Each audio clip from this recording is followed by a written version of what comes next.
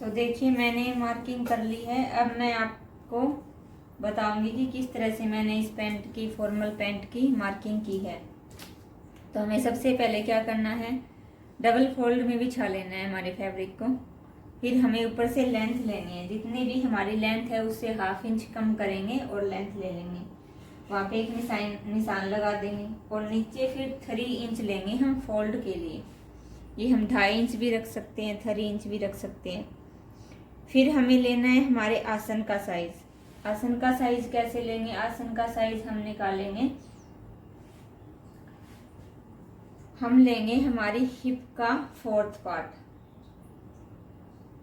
Hip का 4th part लेंगे। अगर कोई पर्सन अपनी पैंट नेबल से ऊपर पहनता है, कितना ऊपर पहनता है, 1 इंच ऊपर पहनता है, तो 1 इंच और प्लस करेंगे। अगर नीचे पहनता है नेबल से तो कितना नीचे पहनता है उतना ही हम कम नहीं करेंगे, फिर हम हिप का 4th पार्ट ही लेंगे। तो अगर नॉर्मल पहनता है तो हिप का 4th पार्ट लेंगे। अगर हाई वेस्ट पहनता है तो कितना हाई वेस्ट पहनता है उतना ही हम इसमें प्लस कर लेंगे। तो इस तरह मैंने हिप का 4th पार्ट लिया, मेरा 10 इंच आया, 10 में मैंने 1 और प्लस कर 9.5 इंच आया था, इसमें मैंने 1 इंच और प्लस कर लिया, तो इसमें 10.5 आ गया हमारा। अब हमें नी लेंथ लगानी है। ये हमारा स्टैंडर्ड साइज होता है, 19 20 पे आता है हमारा नी लेंथ। अब हम इस पे स्ट्रेट लाइन लगा देंगे, लेंथ वाली पे, हिप वाली लाइन पे, नी वाली लाइन पे और नीचे ये जो हमें फोल्ड करना है यहाँ पर। अब हमें क्या लेना है, क्या करना है, अब हमें यहाँ पे अपने आसन, ये जो आसन की चौड़ाई है थाई साइज, इस पे आना है, हमें इसका साइज लेना है। तो थाई का साइज लेंगे हम, जितनी भी हमारी थाई है उसको 2 से डिवाइड करेंगे और ले लेंगे, और प्लस यहाँ पे स्टिचिंग मार्जिन भी ले लेंगे। 1/2 इंच करेंगे तो 1 इंच वो हो जाएगा, थाई प्लस 1 इंच कर लेंगे। निशान लगा लिया। अब यहाँ पे आएंगे बेल्ट पे। बेल्ट पे क्या करना है, हम देखो प्रॉपर बेल्ट वाला ही बना रहे हैं, फॉर्मल पैंट है, इसमें इलास्टिक नहीं डालेंगे, हम पूरे में बेल्ट लगाएंगे। तो हमें लेना है belt divided by 4 plus 1 inch, क्योंकि हम इसमें प्लेट नहीं डाल रहे, सिर्फ स्टिचिंग मार्जिन ही ले रहे हैं। जितना भी हमारा बेल्ट है उसका 4th पार्ट लेंगे और प्लस 1 इंच करेंगे। अब जितना भी हमारा यहाँ पर आया है, यहाँ से लेकर यहाँ तक जितना भी आया है उतना हम यहाँ से लेकर यहाँ तक, यहाँ पर जो आया है उसमें +1 करके लेंगे। तो मेरा यहाँ पर आया है +1 करके, जितना मेरा यहाँ पर आया है उसमें +1 करेंगे और यहाँ पर ले लेंगे। तो मेरा निशान यहाँ पे आया है। अब फ्रेंच कर्व स्केल से हम इसकी शेप दे देंगे, जो हमारा थाई डिवाइडेड बाय 2 करके आया था, यहाँ पे आया था, और अब इसमें प्लस करके मेरा यहाँ पर आ रहा है। तो इन दोनों को हम यहाँ पे क्रोच एरिया बना देंगे, ऐसे गोलाई दे देंगे फ्रेंच कर्व स्केल से। अब इसके बाद हमें क्या करना है, नीचे यहाँ पर भी जो हमारा आया है उसका हमें हाफ करके, ऐसे जितना भी हमारा आया है ऐसे इंची टेप में हाफ करेंगे और ये सेंटर की लाइन ले लेंगे।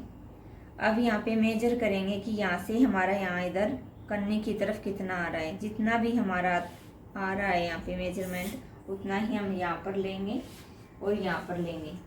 मैंने यहाँ से कट कर दिया है, लेकिन हमें सेंटर पॉइंट लेकर के जितनी भी हमें बॉटम रखनी है, पहले हम ये सेंटर का निशान लगाएंगे। अब जितनी भी बॉटम हमें रखनी है, जैसे मेरे को रखनी है 20 इंच, तो 20 का हाफ हो गया 10, तो 10 का भी हाफ लेंगे। अब तो 10 का हाफ मेरा 5 इंच आया है, +1 मैंने मार्जिन का कराया। इसमें मैंने 21 लेंथ रखी है इसकी, 5.5 इंच, और प्लस हाफ इंच मैंने स्टिचिंग मार्जिन लिया इसमें।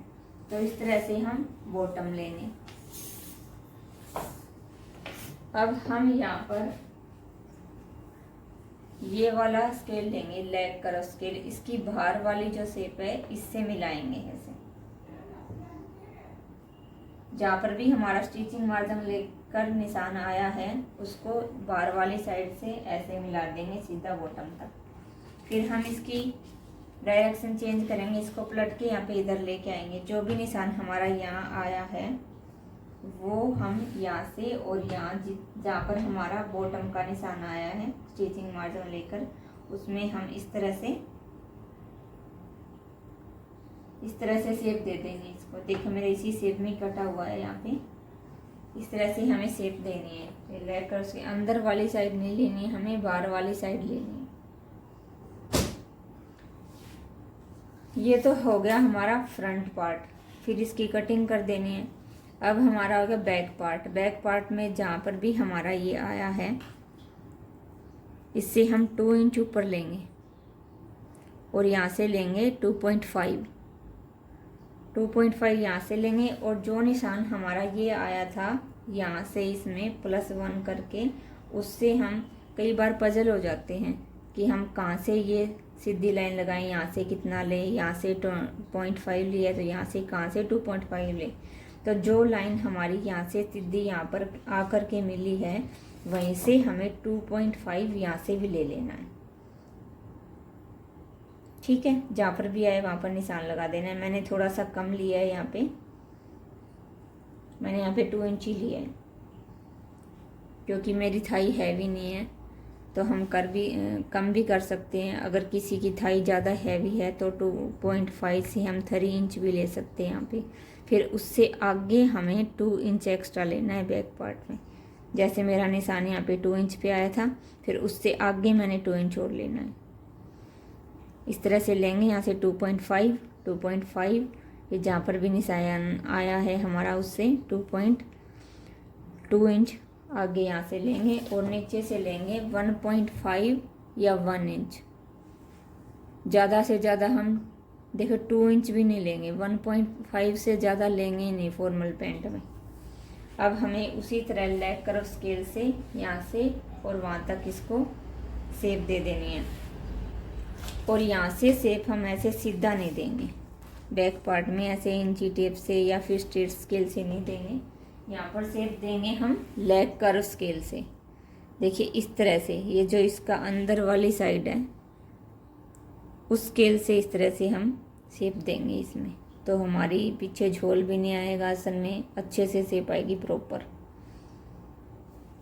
इस साइड से हमें इक्वल कट करना है, जैसा हमारे फ्रंट पार्ट की शेप आई है उसी शेप में। अब यहाँ पे इसको कटिंग कैसे करेंगे, और यहाँ पर जो क्रोच एरिया की शेप देनी है हमें, वो हमें इस स्केल को ऐसे रख करके देनी है।